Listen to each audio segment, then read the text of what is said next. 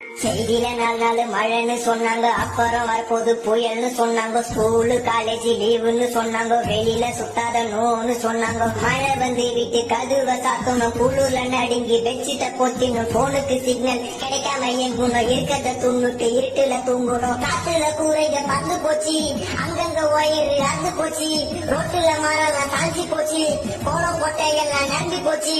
மழையில சுத்துன தொட்டுல தள்ளும், ஏரிக ஆழ்ந்து ரோடெல்லாம் வெள்ளம்.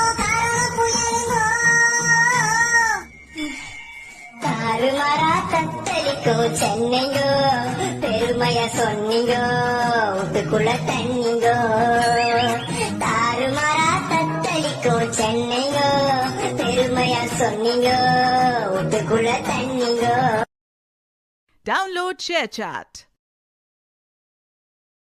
Download ShareChat.